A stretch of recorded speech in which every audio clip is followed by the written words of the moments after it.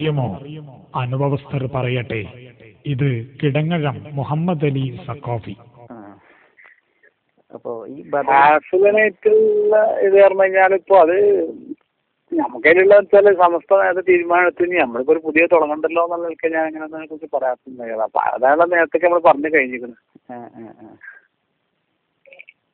അല്ല, ബദവി മക്കാമുമായി ബന്ധപ്പെട്ട് ഉസ്താദ് പറഞ്ഞു എന്നുള്ള ഒരു വിഷയം ഞാൻ അറിഞ്ഞു. അപ്പൊ അതിന്റെ സത്യാവസ്ഥ എന്താണെന്ന് അറിയാൻ വേണ്ടിയിട്ട്.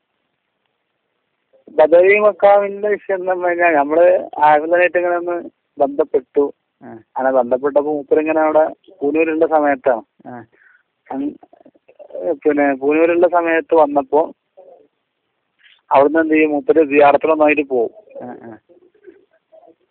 അപ്പൊ ഒരു ദിവസം പിന്നെ ഇങ്ങനെ ഓരോന്നിങ്ങനെ കേൾക്കല്ലേ നമ്മൾ, അത്ഭുതങ്ങൾ ഇങ്ങനെ കേൾക്കണം. അപ്പൊ എന്തെങ്കിലുമൊക്കെ ഉണ്ടോ എന്നിങ്ങനെ ഒരു സംശയം നമുക്ക് തോന്നിപ്പോയി.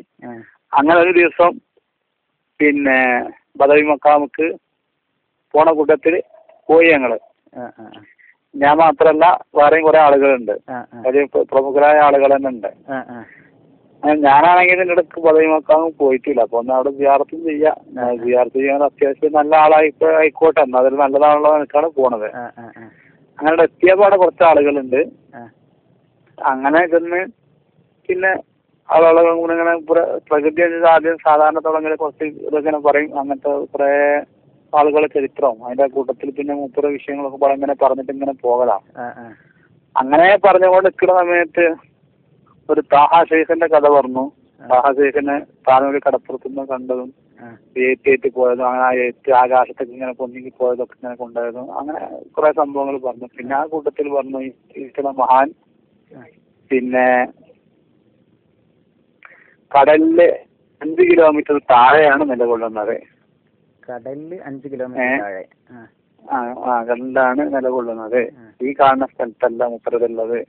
അത്രയും വലിയ വിശാല ലോകത്ത് സ്ഥിതി ചെയ്യുന്ന ആളാണ് എന്നൊക്കെ പറഞ്ഞിട്ട് ഇങ്ങനെ പരാമർശം നടത്തി. പക്ഷെ ആ പരാമർശം നടത്തുമ്പോഴുള്ള അയാളെ ശൈലി എന്താണെന്ന് വെച്ച് കഴിഞ്ഞാൽ അതൊരു സത്യമാണെന്ന് വിശ്വസിക്കാൻ പറ്റുന്ന കുറെ പിന്നെ അവതരണങ്ങളാണ് മുപ്പരത്തുണ്ടാകുക. അങ്ങനെയുള്ള ആത്മീയത ആൾക്കാർ ഒപ്പം കൂടുള്ളൂ. മമ്പുറം, മടവൂർ മക്കാം കമ്മിറ്റികൾ ഉടൻ തന്നെ ഷെയ്ഖിനെ സമീപിച്ചാൽ കറക്റ്റ് പോയിന്റ് കിട്ടാൻ സാധ്യതയുണ്ട്.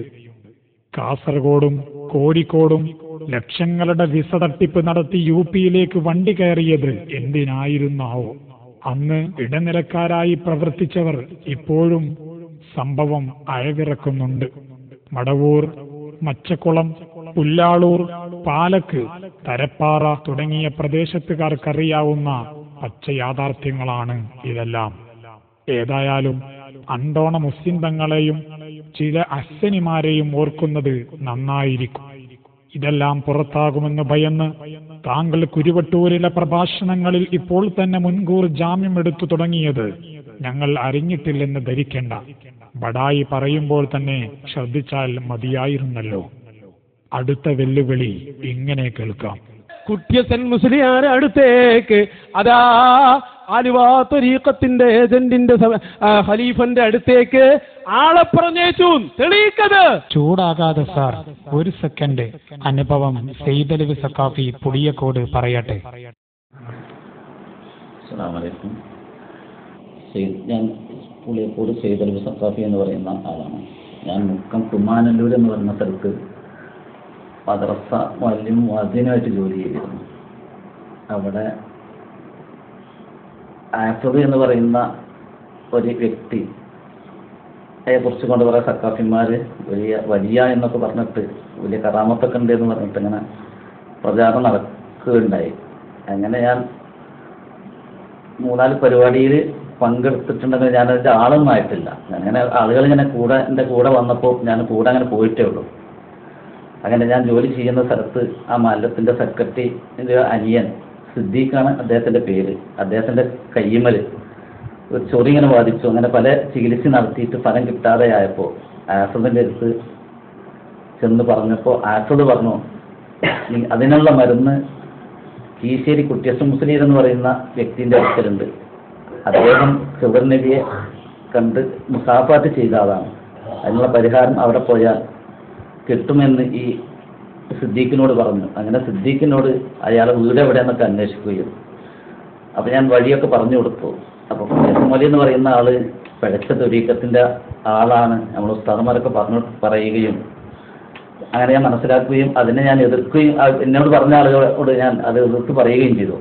അപ്പോൾ എൻ്റെ കൂടെ ഉണ്ടായിരുന്ന 2 സക്കാഫിമാർ, ഒരാൾ മുബശ്ശിർ സക്കാഫി എന്ന് പറയും, മറ്റത് പാലപ്പറ്റ നൗഷാദ് സക്കാഫി. അപ്പോൾ അവർ പറഞ്ഞു, നമ്മൾ അസുഖം വന്നു കഴിഞ്ഞാൽ പിന്നെ ആ മുസ്ലിങ്ങളുടെ അടുക്കൽ പോകലുണ്ടല്ലോ, ഒന്ന് പോയി കൊടുക്കി എന്ന് പറയുകയും അങ്ങനെ സെക്രട്ടറി അന്ന് എൻ്റെ ഡ്യൂട്ടി നിർവഹിക്കാൻ വേണ്ടി ബാങ്കിൻ്റെ ഉത്തരവാദിത്വം ഉള്ളത് കൊണ്ട് ഞാനത് നിർവഹിച്ചോളാം, നിങ്ങളൊന്ന് ഒരു സഹായത്തിന് വേണ്ടി പോയി കൊടുക്കി എന്ന് പറയുകയും ഞാനങ്ങനെ പോയി കൊടുത്തു.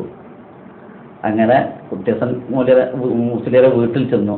അദ്ദേഹം നിങ്ങൾ എന്തിനാ വന്നതെന്ന് ചോദിച്ചപ്പോൾ സിദ്ദീഖ് എന്ന് പറഞ്ഞിരുന്ന വ്യക്തി ഞാൻ ആഫുൾ പറഞ്ഞയച്ചതാണ് എന്ന് പറയുകയും നിങ്ങൾക്ക് അന്നാസം തരും പാത്രം വല്ലതും കൊടുത്തിട്ടുണ്ടോ, വെള്ളമാണ് ഇവിടുത്തെ മരുന്ന് എന്ന് പറയുകയും ചെയ്തു.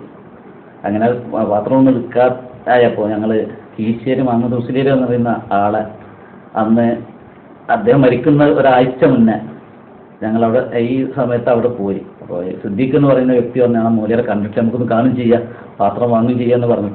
അങ്ങനെ ഞങ്ങൾ അദ്ദേഹം കാണുകയും ഞങ്ങളങ്ങനെ അങ്ങാടി പോയി ഒരു കന്നാസ് വാങ്ങി ഇദ്ദേഹത്തിൻ്റെ അടുത്ത് വന്നു. അങ്ങനെ അദ്ദേഹം പറഞ്ഞു, നിങ്ങൾ 4-5 പ്രാവശ്യം ഇവിടെ വരേണ്ടി വരും എന്ന് പറഞ്ഞു. അങ്ങനെ അദ്ദേഹം വെള്ളം മന്ത്രിച്ചു കൊടുത്തു. അങ്ങനെയാണ് സംഭവം ഉണ്ടായിട്ടുള്ളത്. ഞാൻ അങ്ങനെ ഒരു വഴി കാണിക്കാൻ വേണ്ടി ആവശ്യപ്പെട്ടപ്പോൾ ഞാൻ അങ്ങനെ അവിടെ പോയതാണ്, അല്ലാതെ ഞാൻ അദ്ദേഹത്തിൻ്റെ ആളൊന്നും ആയിട്ടില്ല. ജോലി ചെയ്യുന്ന സ്ഥലത്ത് അവരൊക്കെ നിർബന്ധിച്ചപ്പോൾ ഞാൻ അങ്ങനെ ഒരു നിർബന്ധ ഘട്ടത്തിൽ ഞാൻ അങ്ങനെ പോയതാണ്. കുട്ടി ഹസൻ മുസ്ലിയാരെ കുറിച്ച് ദുആക്ക് ഇജാബത്തുള്ള ആളാണെന്നും അദ്ദേഹത്തിന് എളിയ ഖിദ്മത്തെടുത്താൽ തന്നെ പരലോകം രക്ഷപ്പെടുമെന്നും മർക്കസ് വിദ്യാർത്ഥികളോട് പറഞ്ഞത് ഷെയ്ഖ് ഓർക്കുന്നുണ്ടാവണം.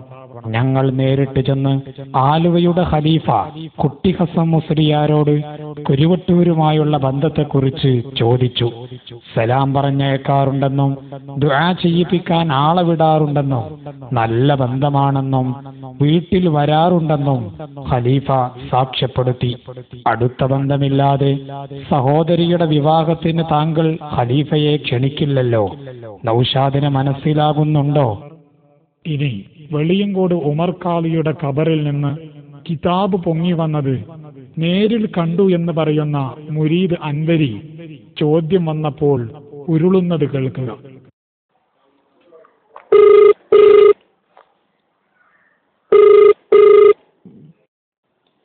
അസ്സലാമു അലൈക്കും. അൻവർ ഉസ്താദല്ലേ? ഇത് നിങ്ങളോട് ഇക്കുമാൻ സുബൈർ പറഞ്ഞില്ലേ ഒരാൾ വിളിക്കുന്നു? അതൊക്കെ ഒരു കറാമത്തിന്റെ പറഞ്ഞില്ലല്ലോ ഇവിടുന്ന് പുല്ലാളൂരിന്ന്. പിന്നെ ആഫിദ് ഉസ്താദിന്റെ ഒപ്പം ഞങ്ങൾ പോയപ്പോ അവിടുന്ന് കിതാബ് കൊടുക്കണ കണ്ടിരുന്നു. അപ്പൊ പിന്നെ അത് മുസ്തഫക്ക ചോദിച്ചപ്പോ നിങ്ങൾ എന്ത് പറഞ്ഞ് കൊടുക്കണല്ലാണ്ട് അവിടുന്ന് എടുത്താന്നാ പറഞ്ഞത്. മക്ബർമന്ന് എടുത്തതാണെന്ന്. അപ്പൊ എങ്ങനെ മഹാന് ഖബറിന്ന് കൊടുത്തതാണ് ഉസ്താദിന്? നിങ്ങൾ മഹാനെ കണ്ടോ? പിന്നെ അങ്ങനെ മഹാൻ കൊടുത്താന്ന് പറഞ്ഞാൽ മനസ്സിലായി. മഹാനങ്ങൾ കണ്ടോ? ഇല്ല. ഇപ്പൊ പിന്നെ അങ്ങനെ മഹാൻ എങ്ങനെ പിന്നെ ഖബറിന്ന് കൊടുത്ത്? ഖബറിന്ന് പോയി ഇനിയിപ്പോ 2 വിഷയമാണ് ഇപ്പോൾ ഉള്ളത്. സാധാരണ നമ്മൾ ഒരു മക്കാമ നിൽക്കാനുള്ള സമയത്ത് അടുത്ത ഭാഗത്തില് അങ്ങനെ തന്നെയല്ലേ നമ്മളത് പറയാം.